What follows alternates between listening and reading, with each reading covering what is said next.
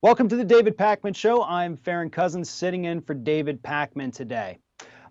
If you've been paying attention to Donald Trump's Twitter feed, as I know most of us like to do from time to time, you kind of get the feeling that this man never really knows exactly what he wants to say about anything. But one thing we can always count on is the fact that eventually, every day or so, he's going to start talking about the alleged witch hunt being launched by Robert Mueller and those 13 angry Democrats on the special prosecutor's team. But what we really need to understand here, though, is that Donald Trump is repeating the exact same failed strategy that Richard Nixon used to avoid the Watergate scandal. In the months leading up to the firing of Special Prosecutor Archibald Cox back in the Watergate investigation, when all that was at its peak, the Nixon team, Nixon and his lawyers, came up with a new strategy. They were tired of trying to tell the public he had done nothing wrong, he'd done nothing wrong. So what they did was they switched and they began to launch attacks against Archibald Cox. They called it a witch hunt. I'm sure we've all seen the images of those old newspaper clippings that say Nixon sees witch hunt in investigation. And they called him a partisan hack, saying that this was launched for political purposes. They know there's nothing there, but they're going to do it anyway. This was a losing strategy for Nixon. Nobody in the public actually bought into this. But nonetheless, they used this very flimsy pretext as their justification to eventually fire the special prosecutor. That's, the Saturday Night Massacre. Everybody for the last year here in the United States has been waiting to see if Donald Trump is going to launch his own Saturday Night Massacre and fire Robert Mueller, shut down the special prosecutor's office. But again, we go back to Nixon. Because what Nixon had to do then, after he fired Cox, he had to appoint another special prosecutor. You see, they couldn't just exactly end the investigation.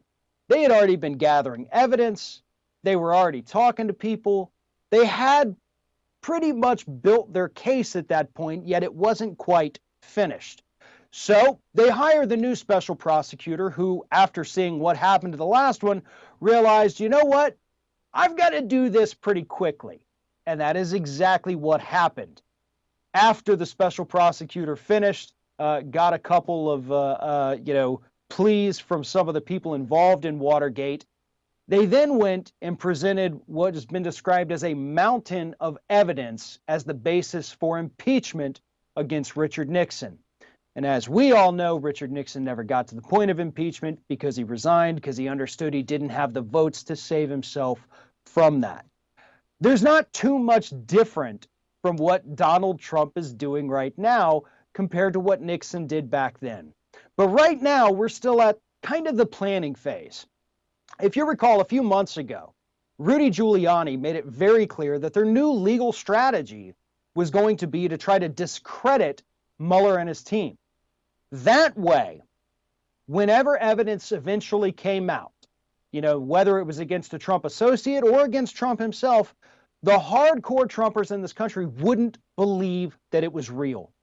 If they spent enough time discrediting this guy, telling everyone he's a partisan hack, even though he's a registered Republican, they could absolutely be certain that the public would never support any kind of removal of Donald Trump from the Oval Office. Again, unfortunately, it doesn't appear to be working. Right now, polls show that at least half of this country is all on board with impeachment. So Trump, if he's going to continue following in the footsteps of Richard Nixon, his next move could be to fire Robert Mueller. And a lot of people are very frightened by that prospect. If he fires Mueller, should we immediately try to impeach at that point? Should Congress go ahead and use the 25th Amendment to get him out of office before we could even impeach? But here's the thing. Mueller is a smart guy.